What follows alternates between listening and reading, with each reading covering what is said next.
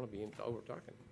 I'd like to call to order the San Carlos City Council Redevelopment Agency meeting for November 23rd, 2009. Would you please rise and join me in the Pledge of Allegiance? Pledge allegiance to the flag of the United States of America and to the republic for which it stands, one nation, under God, indivisible, with liberty and justice for all.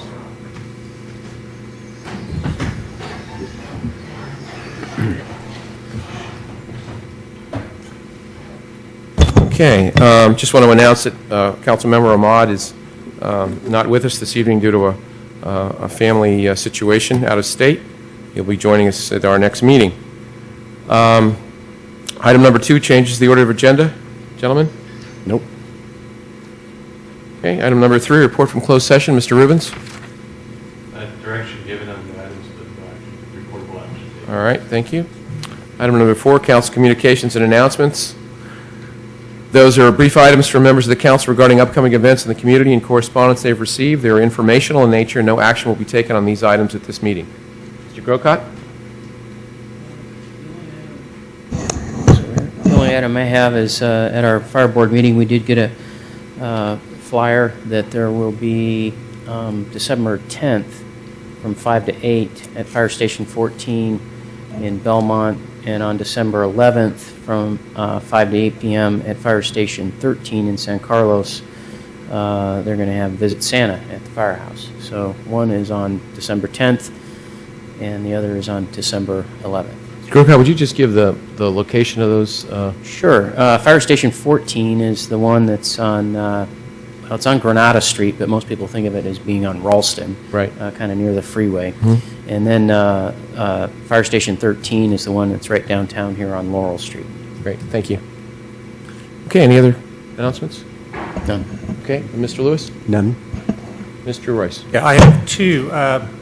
We don't know yet, depending on rain or there may be snow that night, but Santa will be coming via helicopter to Hiller Aviation. That's an annual event put on by the Chamber, and that will be at 10 a.m. But again, we're What day is that? keeping our fingers crossed. That would be November 5th. I'm sorry, did I say that? December 5th at 10 a.m. in the morning. Draws quite a crowd, but there's plenty of parking.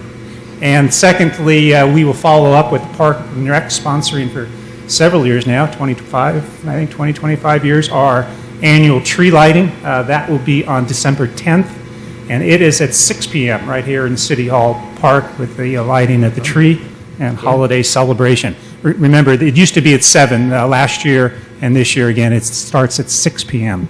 on the 10th. Thank you. Okay, great, thank you. All right, I have no communications or announcements this evening. Item 5, presentations. We have a presentation of a proclamation to Samuel Thomas Monroe Dolan. I think I said that right, upon achieving his Eagle Scout Award. Mr. Dolan with us? Great. Did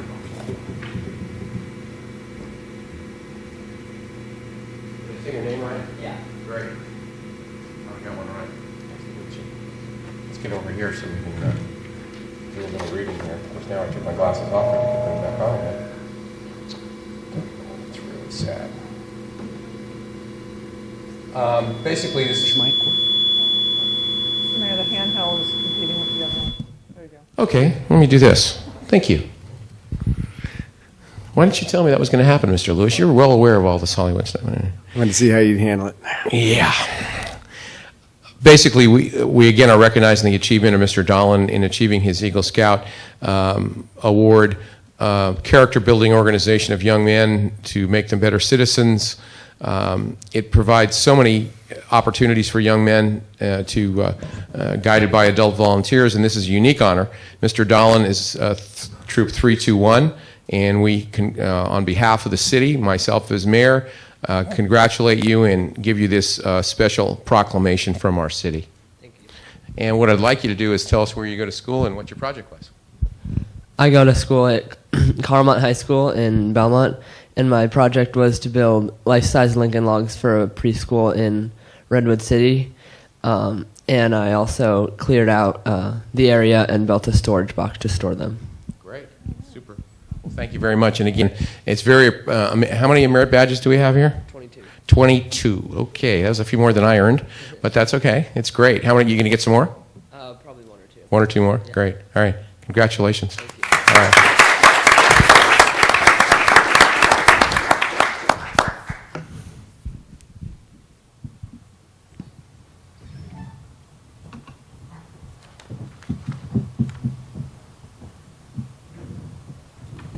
Was he tall or was I short? Both, Mr. Mayor. Thank you, Mr. Lewis. That's great. Again, I just can't, these young men that achieve these Eagle Scout Awards, I hope that everybody in the community understands that this is not a 5-minute project. These young men work for months at a time to get these things done, as well as proceed, as Mr. Dolan said, to get all they have to get a certain number of badges that they have to achieve in different areas in all kinds of situations. So again, congratulations. Move on to item number 6, public comment. These are for persons wishing to address the City Council on matters not on the posted agenda, and each speaker will be limited to 2 minutes. So I have some cards here, and I'll just call them out as I receive them. And if you folks would just, I'll call a couple of names out so we could just queue up, that would be great. Julie Bellisteri first, followed by Heidi Lebengruth Crone, please. Is Julie here?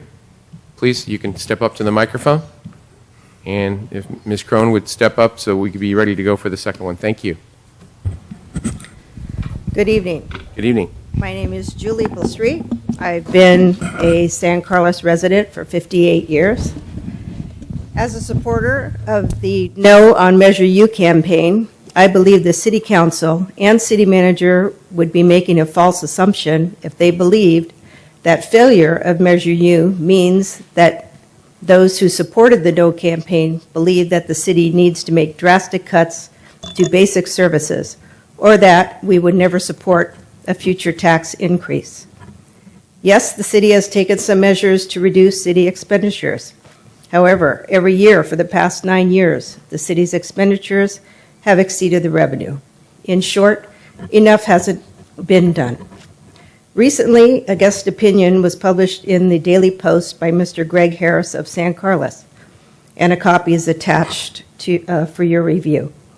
His recommendations for restoring the city's fiscal health were right on. The highlights are as follows. Across-the-board cuts. In addition, a review of the city's organizational structure should be conducted, looking for overlaps and top-heavy management structure. A key question, how many levels of management are there between the city manager and the worker? Another highlight, maintenance, not growth. Find new revenue. Stop doing silly stuff. Management, creativity, and volunteerism. The council and the city manager needs to consider what's taking place in the economy. Number 1, unemployment within California at 12.5%. Underemployment close to 18%. Number 2, cities, counties, states, and the federal government struggling with massive debt. Number 3, large and small companies and businesses are reducing costs and trying to survive. Number 4, employees have to take pay cuts, fund a portion of their health care costs, and are seeing reductions in their retirement plans. For example, many employers have stopped or reduced their contributions to employees' 401k plans. Ms. Bellsteri, if you could sort of wrap it up, we'd appreciate it. Thank you. Sure. In closing, I firmly believe that the citizens of San Carlos are looking to its city council, city manager, and staff to make a meaningful effort to reduce expenses during this difficult economy by looking elsewhere before cutting services, while salaries and benefits remain the status quo. If needed, a tax would pass effortlessly if the citizens believed every option to cut expenses had been exhausted. The key for the citizens of San Carlos to believe that those who are working on their behalf, whether it be elected officials or city employees, are working first for the best interests of the citizens of San Carlos and not their own. Thank you for your comments. Heidi Crone, followed by Richard Crone, please.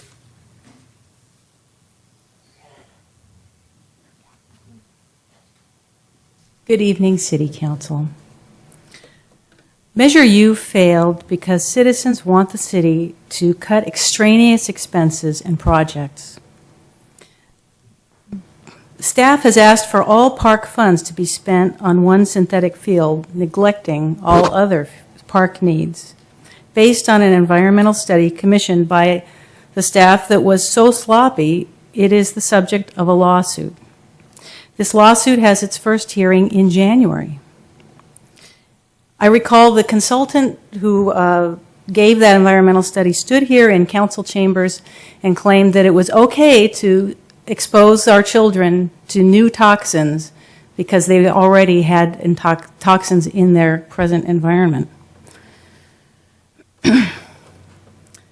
Today's agenda has scheduled an approval of an $80,000 management contract to supervise that synthetic field project. Why would you vote on this contract today and risk it being negated next month? Why is it on today's agenda? Measure U failed because of inappropriate, excessive spending commitments the city cannot afford. It's time to get real.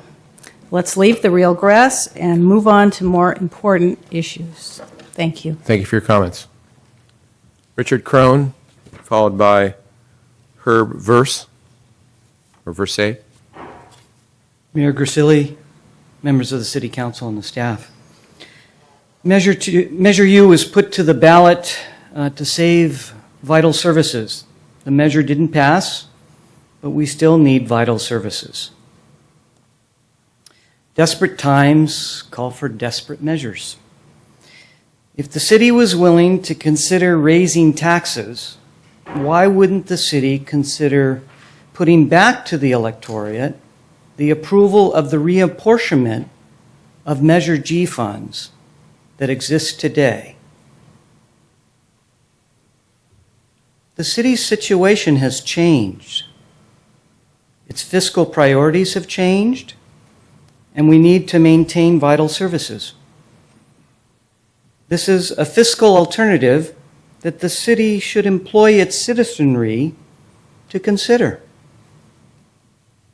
Give the electorate the chance to help you prioritize the funds that are available now for the use of vital services, rather than spending all the money for one single project to put artificial turf at one field. Give the electorate the chance to apply those funds in a way that can be used to maintain vital services. Thank you. Thank you, Mr. Crone. Mr. Verse, followed by Horst Young.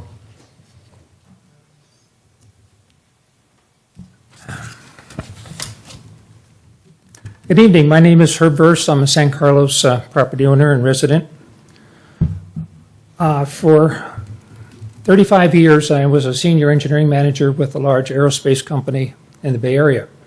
Our business was designing and manufacturing communication satellites. It was a very, very competitive business. We saw many cycles where we had to have cost reduction. Programs would complete, new programs weren't in. We would have to go through cost reduction cycles. I'm hoping that the city management and the council can look to some of the things that we would do in industry to reduce our cost. Obviously, the ones of delaying projects, or anyone can see that. I'd like to address the personnel issues.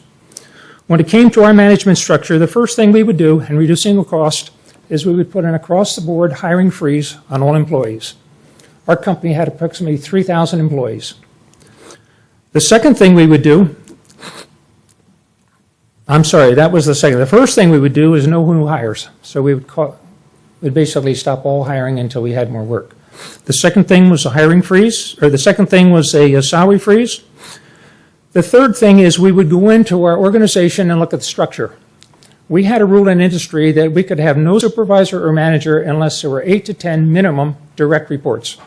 I have no idea what the city organizational structure looks like, but I would doubt that it doesn't have 8 to 10 direct reports to every manager.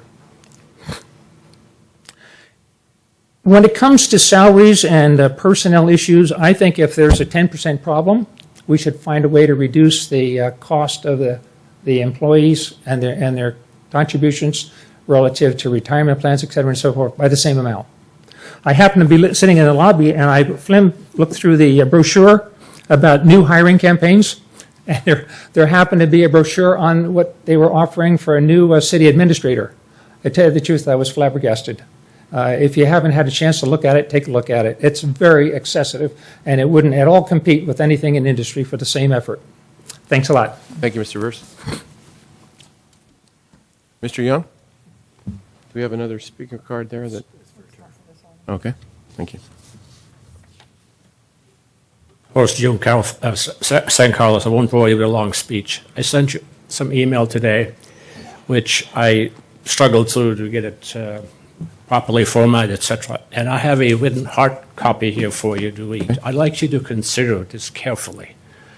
We need not to rush into cutting through this. We need to look where the money really is, and that's your job. Your job is to make sure that message gets across and not simply pass it on from council to council, generosity, more generosity, more generosity. Nothing ever gets taken care of. It's your job to make that happen. Okay, thank you, Mr. Young. Is there anyone else wishing to speak on public comment items not on the posted agenda? Okay, move on. Item 7, approval of the consent calendar. Consent calendar items are considered to be routine and will be enacted by one motion. There will be no separate discussion on these items unless members of the council, staff, public request specific items be removed for separate action. Gentlemen? Yeah, to the mayor, I'd like to pull 7I, last item. 7I, okay. Any other items? Mr. Mayor, I'd like to move approval of items 7A through 7H. Is there a second? Second. It's been moved and seconded to approve consent calendar items 7A through 7H. Further discussion? Hearing none, roll call, please. Councilmember Mott is absent. Councilmember Grocott? Yes. Councilmember Lewis? Yes. Councilmember Royce? Yes. Mayor Grisilli? Yes. All right, thank you. Moving on, items 8, reports to council. Reports to council are updates on key city projects by city department heads and staff and city council subcommittees. They are informational in nature and no action will be taken on these items at this meeting. Item 8A, presentation of the San Carlos Library's annual report.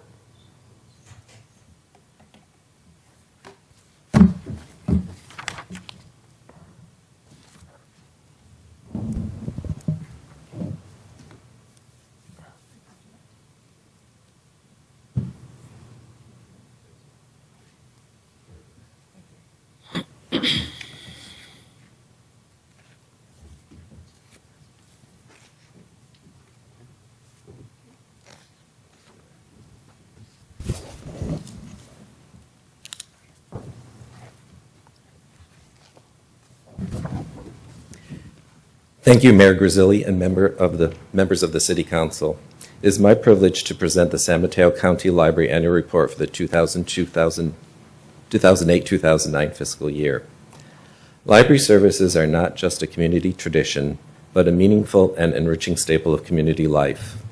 Library use continues to flourish, demonstrated by the growing numbers of borrowers, visitors, and program attendees. The San Carlos Library maintains a strong position as a community resource and destination with over 320,000 visitors attending programs, borrowing materials, and making use of our electronic resources. Total circulation of books, DVDs, compact discs, electronically downloadable books and music, and materials in other formats top 620,000. Each day the library is open, more than 1,800 items are checked out. Community enrichment and educational programs presented by San Carlos Library staff and volunteers reached an audience of almost 20,000. Generously, the Friends of the San Carlos Library contributed over $33,000 to augment library resources this past year. Their extra funding allowed us to provide additional programs such as museum docent lectures, author visits, and many programs and workshops promoting our extensive summer reading campaigns targeting all ages. The Friends of the Library also paid for new library furnishings, gift books for students attending our author visits, and augmented the budget of the San Carlos Healthy Cities Tutoring Program, a resource we consider vital. The staff and the Friends of the San Carlos Library also bring together over 150 dedicated volunteers to help us complete our mission. Our volunteers sort book and audio-visual donations, keeping our in-library bookstore well-stocked with new items every day. They also staff our third Sunday of the month book sales in their upstairs annex, sell books online, send paperbacks to those serving in military abroad, and recycle unusable items. They repair and clean library materials, shelve books, conduct children's story hours, and promote library services at our Hometown Days and San Carlos Art and Wine Fair booth. These and countless other small and large projects support and sustain our branch, making the library a true center of community activity. The San Carlos Library continues to forge partnerships with diverse organizations such as the Stanford Health Library, California Health Advocates, Art in Action, California Native Plant Society, the San Carlos Children's Theater, the San Francisco Museum of Modern Art, the DeYoung Museum, and many others in order to present the community with informative and culturally enriching programs. This year alone, our library patrons attended programs and workshops designed to promote better parenting, learned to knit and quilt, attended family yoga classes, exercised via Zumba Latin fitness programs and merengue dance classes, attended live classical and jazz music performances, have participated in storytelling classes, and studied the art of the Impressionists and of Frida Kahlo. Particularly important is the library's ability to change with the needs of the community. In light of the current state of the economy, the library's offered classes on coping with job loss, as well as how to search for new jobs and resume building workshops. We have enjoyed tremendous support from the citizens and city government of San Carlos, and we thank you for your continuing support in keeping our library a vital institution. On Tuesday, December 8th, the library will be holding our annual holiday open house with food and drink, and we'd like to invite you all to say thank you. Please join us. We're open from 10 to 9. Thank you. I appreciate the opportunity to speak with you this evening. Thank you very much for your report. It certainly is a huge asset for our community. Thank you for all the work you do. Moving on to item 8B, we have a report on the Cordilleras Creek Maintenance Project. Mr. Weil?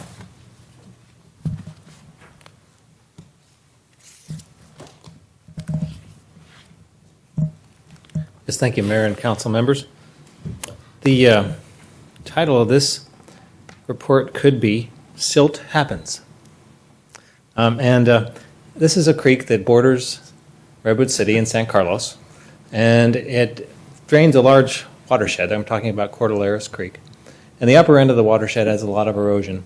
And so the silt from that erosion ends up down in the flat part of the creek and at Industrial Road. And if you look over the bridge at Industrial Road, you see a lot of silt clogging the culverts that carry the creek onto the road. And so we've been working. This has been a historic problem. The city of San Carlos and the city of Redwood City have traditionally split the costs, and we're doing that again. This is just to let you know that this is going on. One of the infrastructure issues that is a historic problem for the city. It cost about $60,000 a crack to do it, and the last was done in 2006. Ideally, it should be done probably every year because it's really beyond where it should be this year. And the project will not put any heavy equipment in the creek. They'll be able to reach and extract the silt from the roadbed, so won't be any work in the creek itself. As soon as the contracts are signed and the insurance is received, we'll go ahead and, weather permitting, get it done. So that concludes that report. Okay, thank you, Mr. Weil. Moving on, item 8C, report on Public Works maintenance practices and upgrades to the computerized maintenance management system. Mr. Weil. Yes. This is a subject that's kind of near and dear to my heart. You know, when I was in the Coast Guard, I served on ships, and you could kind of tell what kind of maintenance the ship had just by walking up to it, and you'd see the rust peeling off, or it wouldn't look as good as the other ships. And the ships that looked good were the ones that got the job done. They were out at sea carry out the mission. And our sewer system and our infrastructure systems, like the one I was just talking about, maybe not as visible, maybe not as obvious from the outside, but maintenance is really key. And we've been working on tightening up our maintenance practices in Public Works. You've authorized a consultant to work with us, evaluate what we do. He's developing an operation and maintenance manual for our whole operation on maintenance side. His name is Harry Lorick. And one of the things he recommended is that we upgrade our computerized maintenance management system. And so we've got a beefy request for proposals going out probably tomorrow that will go out to a number of different software vendors that have these kinds of systems. Fortunately, there's a large field that's competing in this area. It's a growth area. And we'll be opening those proposals early in January, interviewing them, selecting a short list, getting demonstrations early in February, coming back to you in March with a contract to implement a software package. The software cost of $85,000 is built into the budget. We think that's about right. We don't know what it's going to cost to implement, so we haven't budgeted for that yet. But it is an important project, although probably not really visible. People have talked about maintaining services. This is key to maintaining services, to have a good maintenance program and an efficient maintenance program. So with that, I'll answer any questions. Any questions, Mr. Weil, on either 2 or item B or C? I did have a question on item B. Sure. Sorry, I didn't mean not to ask you that. That's okay. So you had mentioned about cost sharing with Redwood City, which makes perfect sense because it's the border between us. But you also mentioned at the beginning of your report that it's at the top of the stream where a lot of the erosion takes place. Right. So it seems that would include some of the county in its watershed.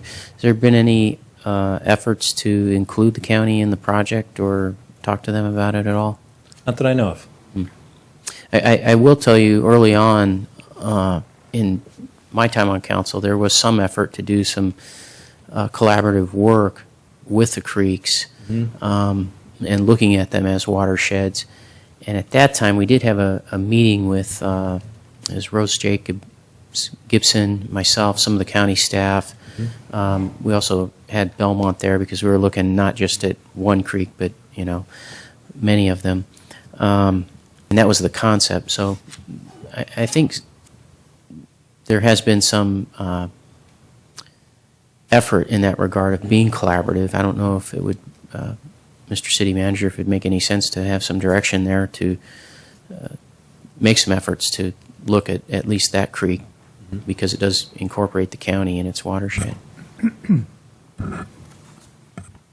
Just a comment. I'm not looking for a response necessarily. I'm just giving it as background on this particular creek and offering that information. We'll consider that. Thank you. Okay. Thank you, Mr. Mayor. All right. Anything else, Mr. Weil? Okay, thank you, Mr. Weil, very much. I appreciate it. Item 9A, public hearing, consideration of introducing a new sign ordinance at Chapter 18.150 of the San Carlos Municipal Code, signs and amendments to the City of San Carlos Municipal Code, Title 12, concerning signs located on public streets, sidewalks, public parks, public spaces, and the public right-of-way. And I have a note here from staff that you'd like this to be continued to December 14th? That's correct, Mr. Mayor. Are doing a motion for that, or?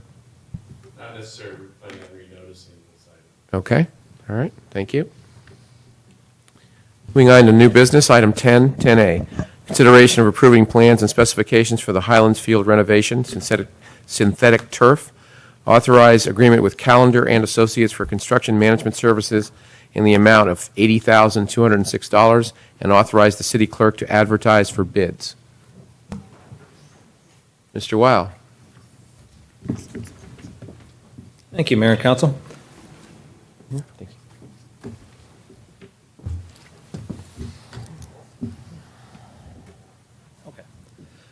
So in April, the mitigated negative declaration for the Lower Highlands Field synthetic turf project was approved, and you authorized a design contract.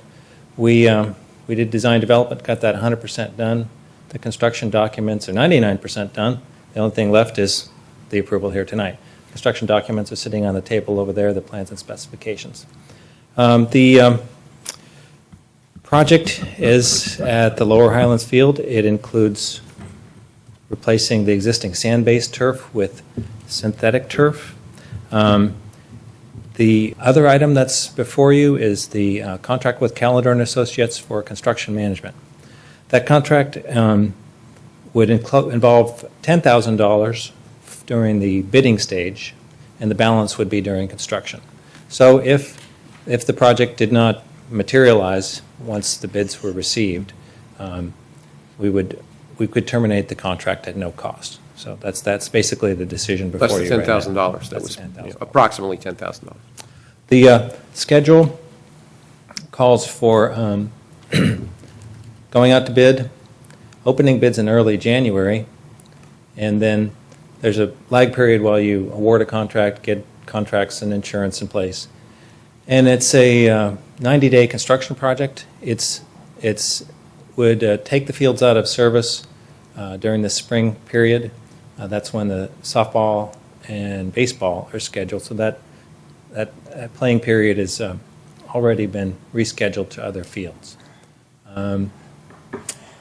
The plans and specs do allow for a 90-day period after the bids are open to award the contract, and that gives us options depending how the legal matters go. So that wasn't the idea behind that. Questions, Mr. Weil? Any questions? This portion? Any part of it, yeah. Not on this part, no. Okay. I also have the turf samples here if you'd like to see those. Do you want to see them, gentlemen? Yeah, it'd be great. Okay. If you could pass those up, that'd be great, Mr. Weil. I'll bring them one at a time. Okay. There's two manufacturers. This is the first one. This is from a company called Lamonta, and we're specifying in the specifications two options basically. There's a base contract and an alternate bid. So the base bid is the one that's in the box here. It's a less costly product than this one that's in the lid, the difference has to do with how these grass blades are basically put together. These have a little more stiffness and density to them. The infill is, in this case, for this manufacturer, is cork and coconut. So you can open it up and see it, and you'll see the cork that's in there. Is this an Italian company? It is. It is. Do I have to recuse myself for this? Okay. No, because doesn't Lamonta mean slow? So- Just checking. I don't want to. We'll take a couple of minutes if you bear with us in the audience, just to take a look at this for a He's got second. another one to describe. Yeah, densities. Touchy feely here. There's a few of those. I'll check this one. You can pass it down if you like. So it seems that the one on my right, it seems just thicker. Right. It's They, just a they call that Max S. The individual blades are kind of more like grass blades because they have kind of a spine to them. they So can what would stand- happen would be this infill, this would go in here, because I just see a solid base here. so Right, This would right. go in here. The infill plus what you have in your hand plus sand would be the infill. The sand in that. No, that's okay. Don't do that. We Will the coconut allow weeds to grow? no. Now we have Mark Schlichter here with Carlander Associates and Mark, did you find any other information about that? Okay. Because up at Harding Park, there's some area of Harding Park, and there's some weeds that, not this product, but in an older version of it. It's just kind of odd to see weeds growing in it. Artificial.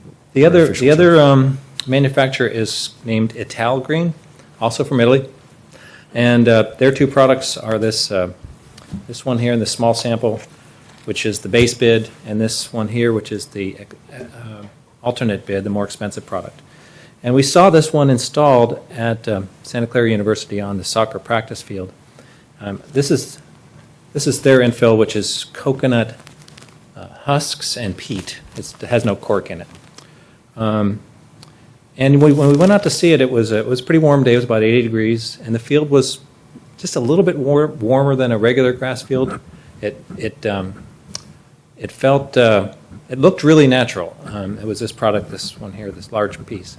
And we had good reviews from their field maintenance people and their owner. So it's part of the basis for looking at this product.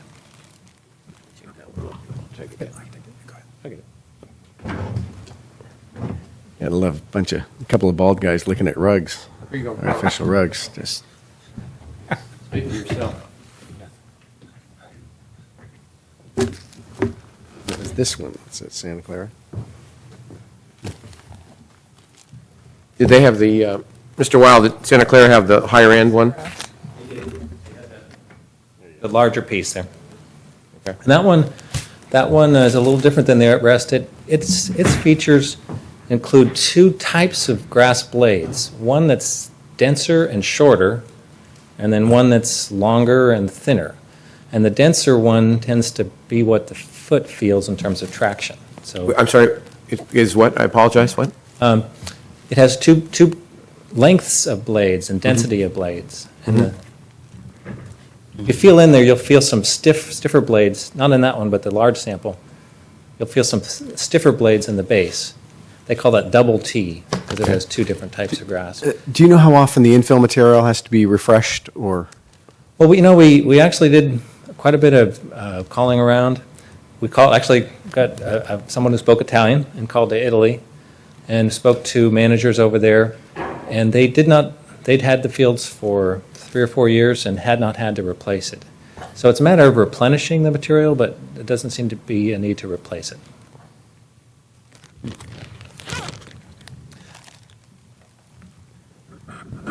Okay, any questions, Mr. Weil? No.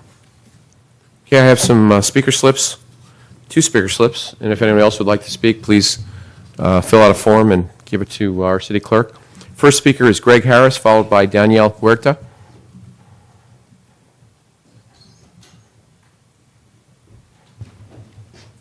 I've been reading the police blotter in San Carlos for many years now. Usually it's pretty boring. In the past 2 weeks, we've had 2 armed robberies in San Carlos. There are rumors about police cuts. There are rumors about fire cuts.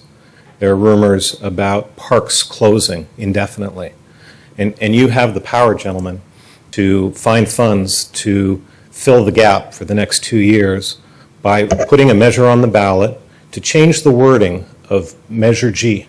Add 3 simple words, or park maintenance, when it comes to how funds can be spent with Measure G. I know you're prohibited from putting a new tax measure on the ballot for 2 years. There's nothing that would prohibit you from putting Measure G back on the ballot for new language. There's $1.5 million in that budget that we've been collecting, and we have an emergency in this city. I encourage you to get a new ballot measure 2 years from now. But between now and then, this is a city where we have to live. I don't know if any of you have seen armed robberies in your local newspaper, let alone 2 in 1 week.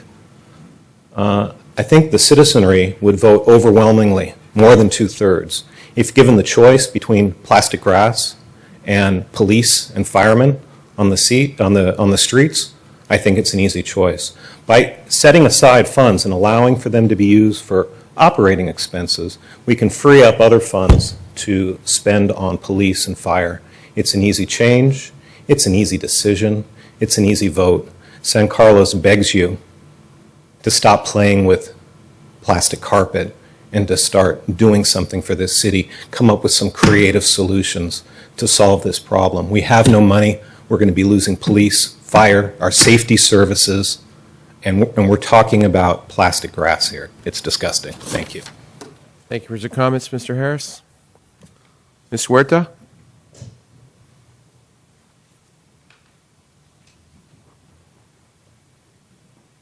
Thank you for allowing me to speak. I was very surprised to learn that you're considering committing taxpayer funds at this juncture toward the construction management of synthetic turf. As you know, the adequacy of the environmental documents in the turf project are currently under review by the Superior Court of San Mateo County, and the hearing for this review is slated for January. While I am heartened to see that you are considering natural infill instead of ground-up rubber tires, there are still safety issues surrounding traffic and other things related to the change to the park that is being considered by the court. It would be fiscally irresponsible to commit taxpayer dollars to this project at this time while it's under judicial review. Thank you very much. Thank you, Ms. Huerta. Jeff Klein?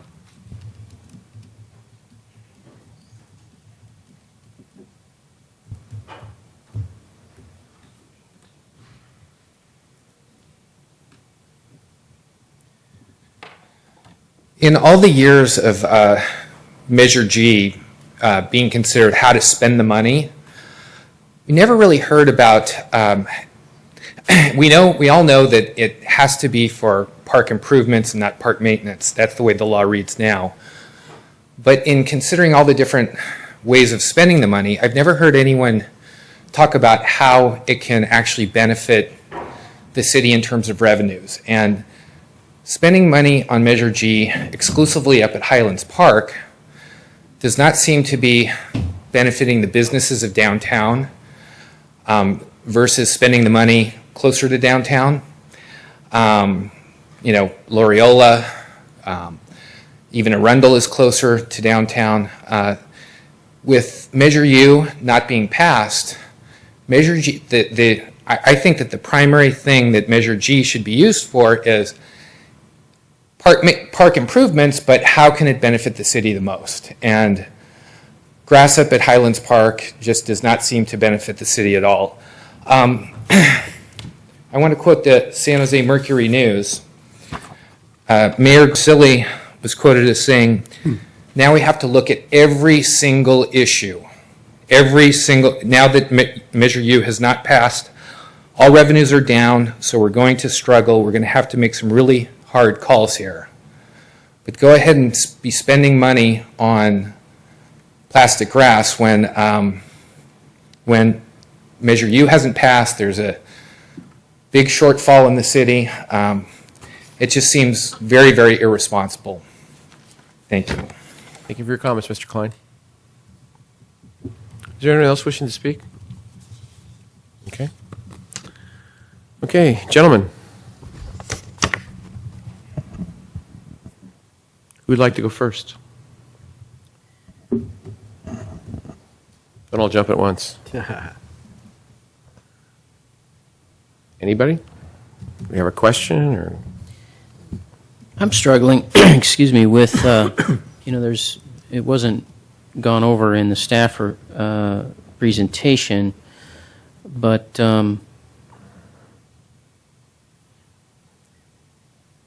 the staff report talks about 8 years of useful life and then replacement cost over 15 years. I'm not sure why it jumps from 8 to 15.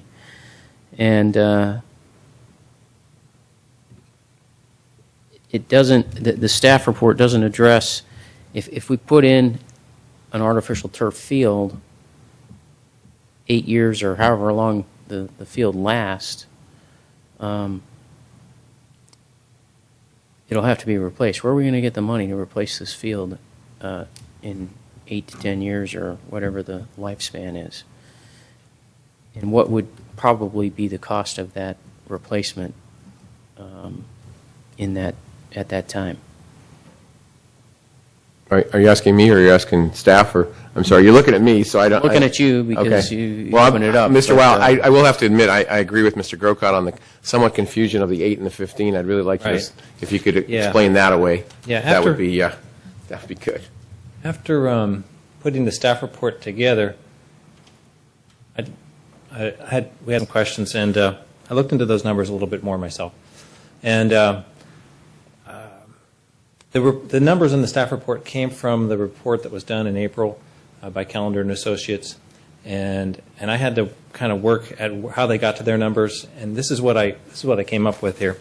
And I ran 4 different scenarios. Replacement after 8 years of use with 4% inflation, 10 years of use, 4% inflation, 8 years of use, 2% inflation, and 10 years of use and 2% inflation. And then two of these examples, one example, it comes out in favor of the sand-based turf by about 20,000. This example comes out in favor of the synthetic turf by about 20,000, and these two examples are about a wash. So there's 155,000 square foot there. The unit cost of the turf at today's prices is about $5.25 a square foot. Calendar indicated that there would be other work needed when you replace the turf, fencing, touching up the drainage underneath, and that's estimated at $1.10 per square foot. So at today's prices, $6.35 to replace the turf, a synthetic turf.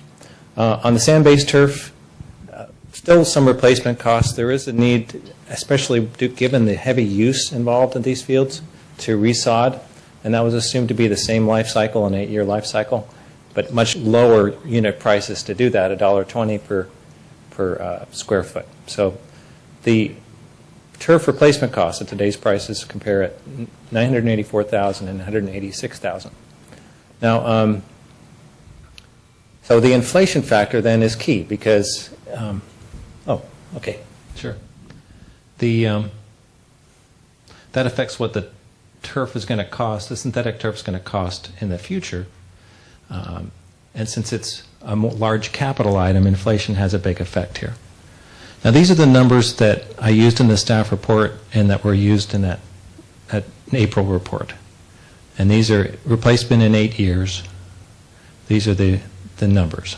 Okay, Mr. Weil, what was in the staff report, as Mr. Grocott pointed out, there was a 15-year number there? Yeah. And that's the confusing question. And, I think that's really an error. Okay. I think that these costs should be spread over 8 years rather than 15 years. Okay.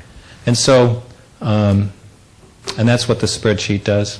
Okay. When you do that and add the maintenance costs per year, you can see compare the totals. So the numbers work differently depending on how many years you spread it and what inflation rate you use. Okay. Well, you answered the question of the 8 and the 15, which I had a question of. 15 isn't germane. It's an 8-year cycle. So I have a follow-up question. Sure. And that is, I can see here from reading this report, I didn't, of course, have that in front of me, but that it looks like there's a savings on day-to-day maintenance, watering, you're not cutting grass, et cetera. But when you get to the end of the life cycle, you've got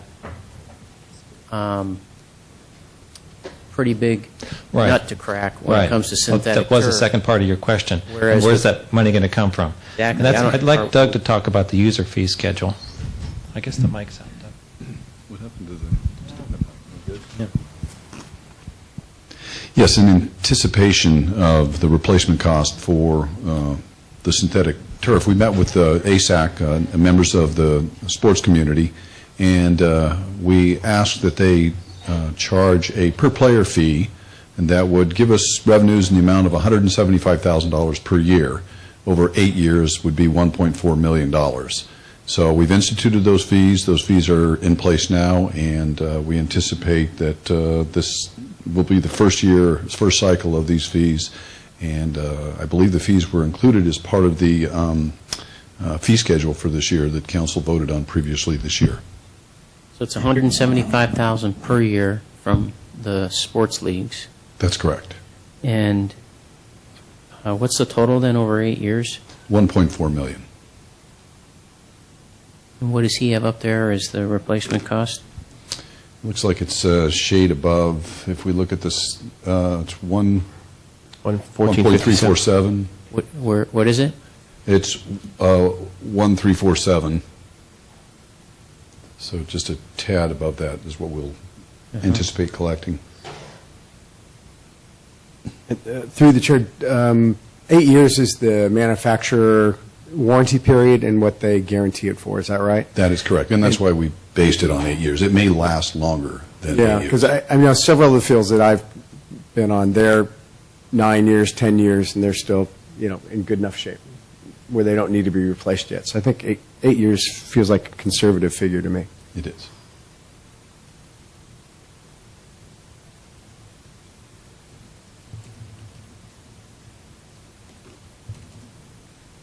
Okay, thank you. Mr. Lewis, any comments? Well, I mean, part of it, what's the scope of the discussion tonight? In looking at the plans and specifications, I think they're what we expected when we brought the project to staff. And in order to move things forward, I think we need to move things forward. This is the fourth field in, 8 to 10 years now? Started with Burton, went through Loyola and Arguello. I guess in talking about the scope of tonight's discussion, should we approve the plans and specifications of the Highlands Fields and renovation? That I think we should. I think we should move the project forward for many of the reasons that this council's talked about for the last 4 years, I believe. Okay. I'll let the conversation go beyond and jump back in if need be. All right. Mr. Royce? First of all, I'd like to ask the mayor, are there any speaker cards? Do we have public comment yet on this? We just did. We just did. We already did. Did earlier. Okay. On that. Okay. Just want to make sure we didn't miss anybody who else. We didn't miss anybody. We closed that. Okay. I looked at the financial. I had the same question on the 8 and 15, so I did some of my own work on projecting out various years of 10 and 12 and 15 and so forth, and even around the 10-year mark, which is kind of a reasonable amount. It's kind of a break even. I think what we forget, though, in the financial analysis, which we did a lot in April, we both looked at the analysis from homeowners in that area and our own. And what kind of came to me, that's not part of the financial analysis, is you do get a heck of a lot more play. I mean, there's 2 to 3 times the amount of volume for the same capital, cost, where with grass, you spend money, but you're not able to play it, and it does, not last. I've also gotten a lot of input over the last 2 years on council of people who play on it. My general input from all those people is not only the quality of play, but the safety of play, which is really important. And safety, hate to say this, it becomes an issue because our fields aren't in very good shape. Our grass fields, our sand-based fields, there's pits, and I've coached for 10 years. I came back and coached later, 5 years later, and I used to play those first 10 years. 5 years later, I didn't play. It was, of course, the kids were bigger, probably primary reason, but the fields were really beat up. Once that first rain comes, it's not very good. And then, of course, we have a lot of the environmental stuff. We're a very green city, not using fertilizers, not using water. There's just a lot of things that feel good in our town. Other comments are we've gotten a lot of letters. Probably we've gotten 20 or 25 letters. I do want to recognize to the public here and on the web and on the TV, we all read those things. And actually, in this case, it was kind of a mixed group. There was one group that was, of course, against turf, and there was one group that was for turf.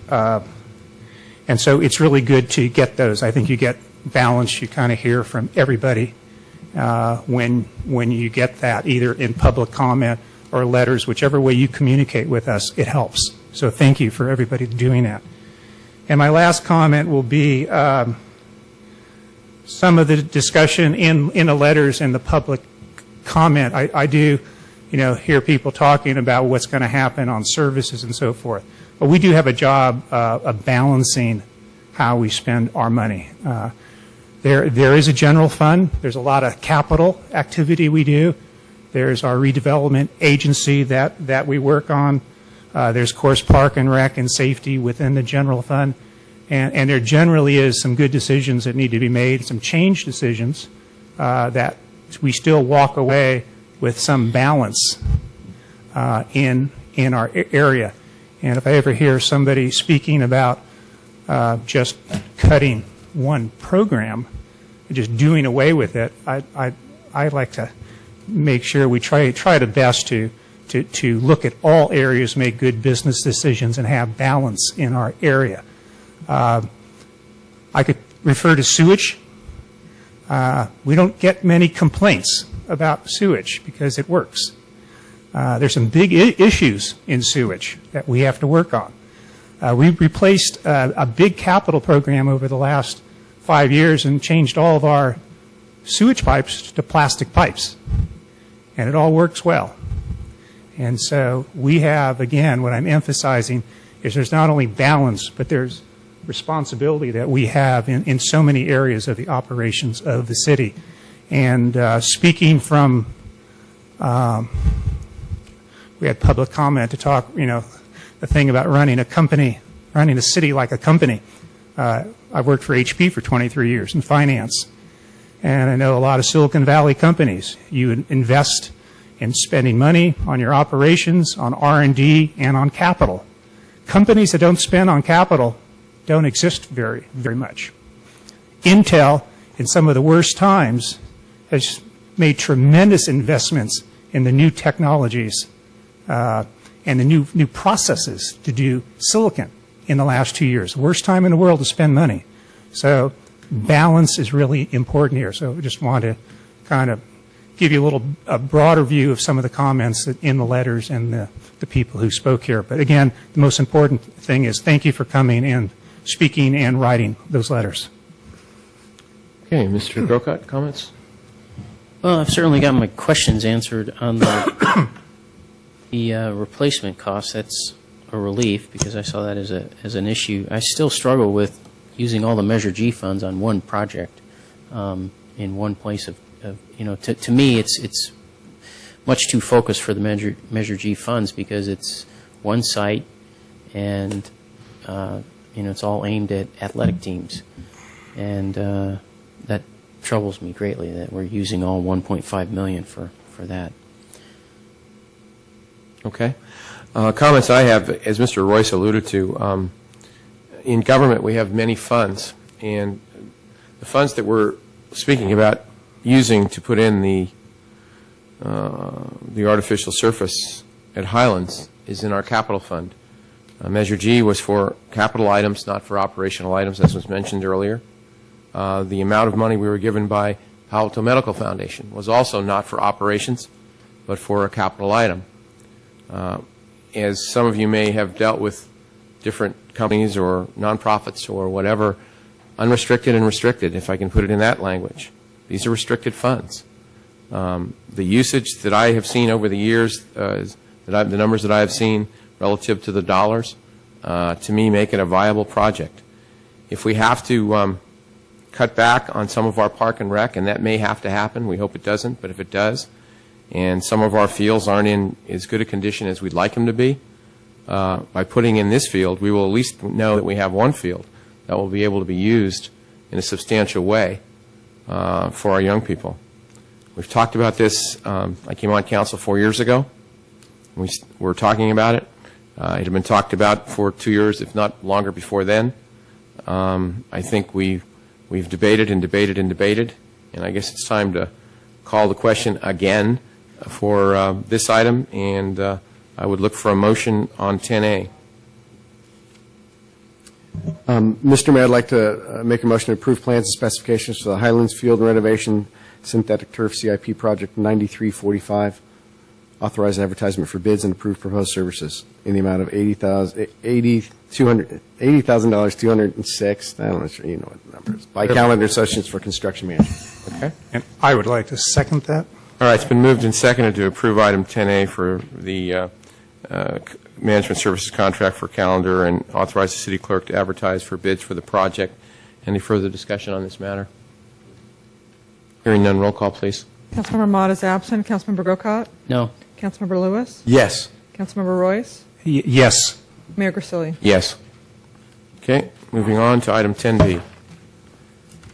10B is consideration of adopting a resolution delegating authority to the Public Works Director / City Engineer to approve the plans and specifications for the Crestview Drive pavement rehabilitation project, amend the adopted budget to recognize additional grant funding, appropriate funds to the Crestview Drive pavement rehabilitation project, and authorize the city clerk to advertise for bids. And as I have done in past meetings, I must recuse myself from this item because I live on Crestview Drive. So I'll be leaving the dais as well as leaving the meeting room. I will return. Mr. Royce? I'll get you.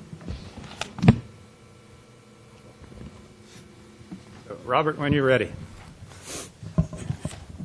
Yes, thank you. You've had a lot of consideration of this item. The mayor's had to leave the room a lot of times, and this is just one of several. And as I talked about, this is basically a matter of being prepared to have your project shovel ready, and this is just one more step to do that. We do have the plans and specifications, not as complete as this project, but about 90% complete. And we may need to advertise for bids on short notice over the next month and a half.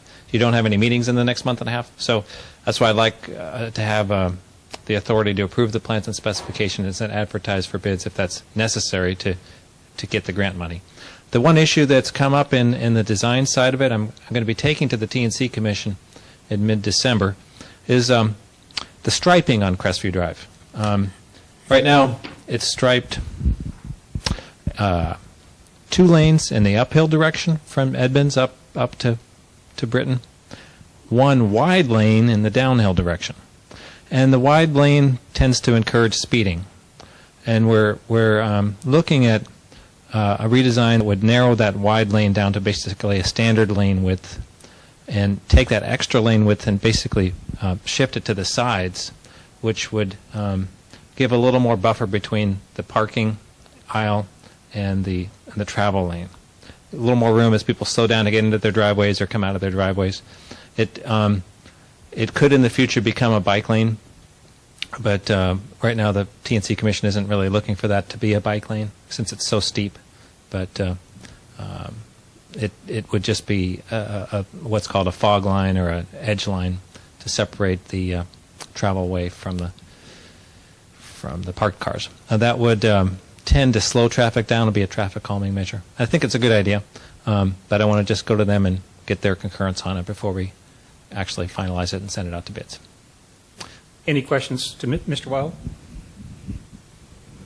Just appreciate you getting this done, as you said, in lieu of us. We probably won't be having any meetings, and being heads up on this and getting it done in advance. Yeah. Thanks for anticipating. So I don't see any speaker cards. However, I'd like to ask, would anybody from the public like to speak on this item? Move we close the public. Move to close public. Second. Yeah. Sure. All Sure those we in need favor? to, but Aye. Aye. Is it a public Yeah. hearing? Okay. Good. Discussion? I'd like to make a motion to adopt resolution number 2009-90. 90?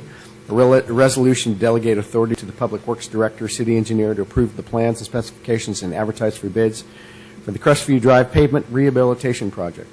And amend the adopted budget to recognize additional grant funding and appropriate funds to the Crestview Drive Pavement Rehabilitation Project. too quick on you. Second. Okay, we have a motion and a second. Christine, can we? Roll call? Councilmember Grocott? Yes. Councilmember Lewis? Yes. Vice Mayor Royce? Yes. Okay. Someone grab Bob there.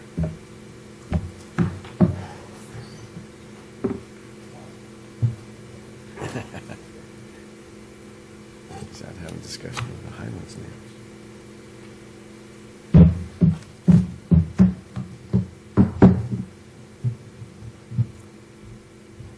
With the exception of one section of Crestview Drive. Yeah, we approved it.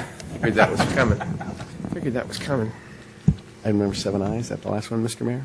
Yes, it is. We have, now that we're through our agenda, we go back to 7I. Mr. Royce.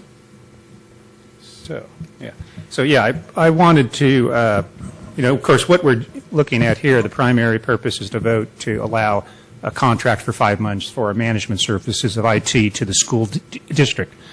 And it makes sense for 2 reasons. It's a partnership, and we should continue to try to explore partnerships. And it sounds like the school has a real need here, I think, and we have some expertise, and we could surely help them on the short term. I did just want to share some thoughts, though, on why I pulled this, because it does set us up as a start to supporting them, and the actual report says potentially share advantages and obstacles in pursuing a larger consolidation, so that there could become a longer-term partnership that we would provide IT support to the schools. My thinking is that at the same time, I have nothing wrong with starting the 5 months, except studying an expectation that we're not sure 50-50 whether or not we want to make it a longer term, because I think what we need to do is, I've always wanted in our administration functions, I think there are some areas that we could partner with other cities. We have IT here, we have payroll, HR, some transaction processing maybe in accounting and so forth. And a lot of these businesses, or like if you use payroll as an example or IT as an example, a lot of the systems or the processes that occur are much more similar in a city-to-city type relationship. The Belmont people do pretty much a lot of the same sorts of things in Redwood City. And I think I2, there's a lot of systems that they have. We're kind of running a lot of the same sort of systems. However, there are areas too, like maintenance, where location is probably a much more important feature. So there's a lot of maintenance and things that go on in maintaining our schools and maintaining our city buildings that could be. So what I'm just requesting is some support here, just to, let's go ahead and proceed. Again, set a realistic expectation with them that we're pursuing. I would like to kind of take a little broader look and look at how we could partner with admin functions with other cities. Whether or not we do it ourselves, whether or not we partner, whether or not we subcontract. Like payroll is also a good one, where there's companies out there that just take care of it, and we don't even go to another city. And if we approach it from a total, once we do that study, then we can negotiate. You have much more negotiating power if we go to Belmont and say, hey, we have 3 or 4 things we'd like to talk about. Maybe you take 2, we take 2, the school has 1. I would like to make sure we have a good long-term solution in encouraging partnerships, but not just jump first to IT. Jumping first to support them 5 months, fine, but after 5 months, I would hope at that point we could maybe have some feeling and expectation on where we go with other admin functions. So that was my thought on this. Okay, I think that's. And I'd like to get Jeff's reaction. Maybe can I get your reaction first, and then sure. I think as always, we're open to these opportunities as they come up. There are, as you pointed out, some inherent advantages and some inherent difficulties in all of these things.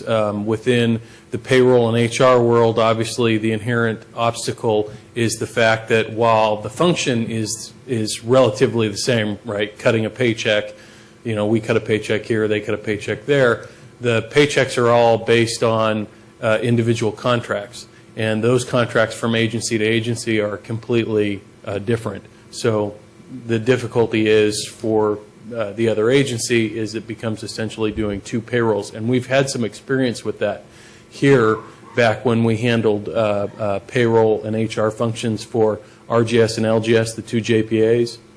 They were operating with their own specific contracts relative to those employees in the JPAs, and it really resulted in doubling the workload of those functions.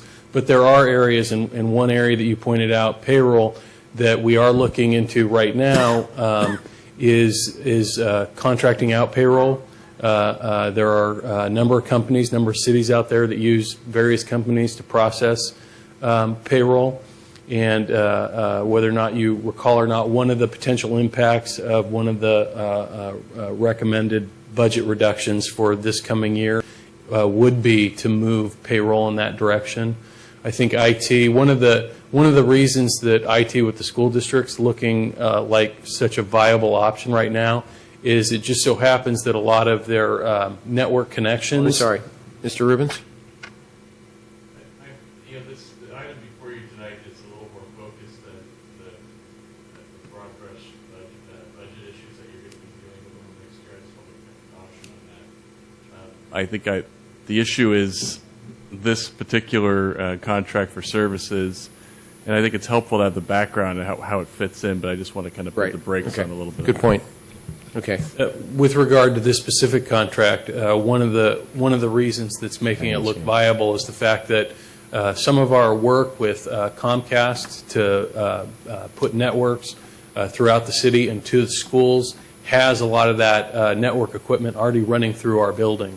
So we're hopeful that if we were to pursue a larger agreement in the future with the school district, we might actually be able to bring a lot of their network equipment into City Hall, thereby making the maintenance of their network a much more efficient operation than it would be initially, with us having to go out to their network room and service. It's just kind of a coincidence and a happy coincidence that that's how the infrastructure is set up here in San Carlos. Okay. And could I just ask you one more specific question on this 5-month contract? So do we, I know the details aren't worked out yet, but would we plan to fully cost out our management, IT management for billing purposes? Yes, we will, as well as the Salary, overhead benefits, supporting, overtime, yes, all of that. fully costed. Okay. And what we're doing right now, I mean, basically what the school district came to me and the city manager with was a request to look at taking over their entire IT function, with the exception of the classroom type functions, but they're business type IT functions.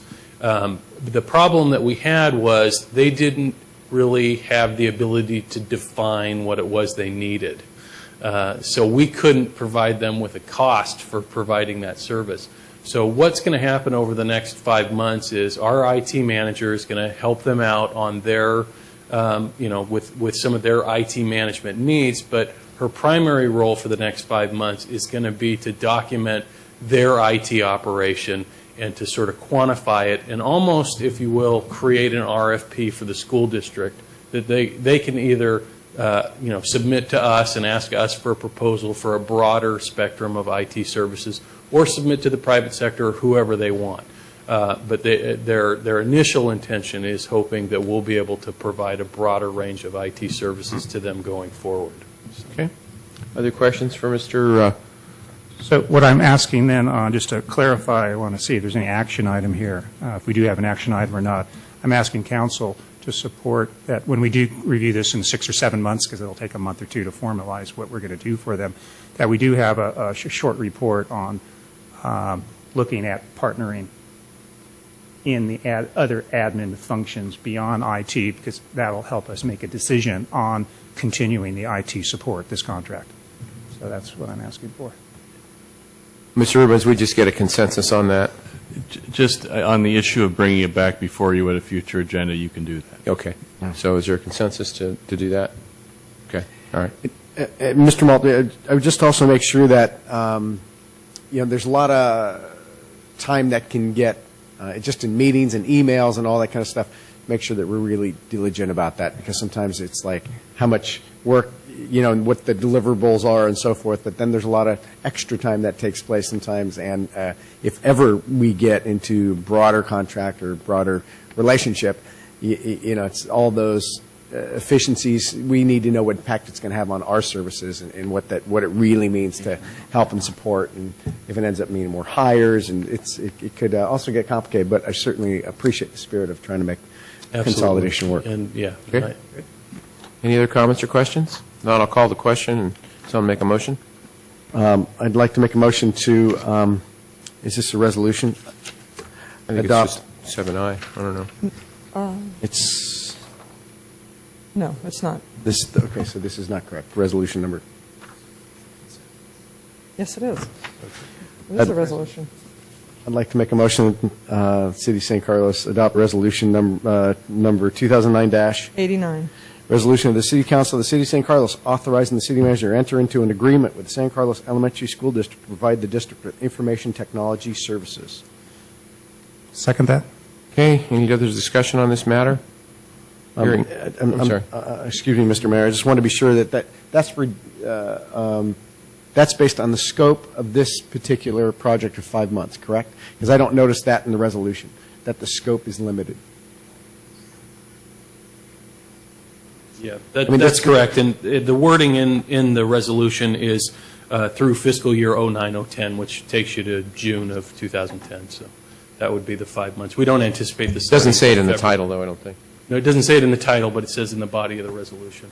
I'll just amend the motion to reflect providing information technology service in the fiscal year 2009-10. Okay, great. I'll second the amendment. All right. It's moved and seconded with the amendment. Any further discussion? Hearing none, roll call, please. Councilmember Grocott? Yes. Councilmember Lewis? Yes. Councilmember Royce? Yes. Mayor Grisilli? Yes. All right, that's the last item on the agenda. Before we adjourn, I'd just like to adjourn this meeting with thoughts for Councilmember Ahmad's father, who is undergoing some medical procedures, and hopefully everything will come out all right for that. And I'd like to, again, adjourn the meeting in his honor. All right, meeting adjourned.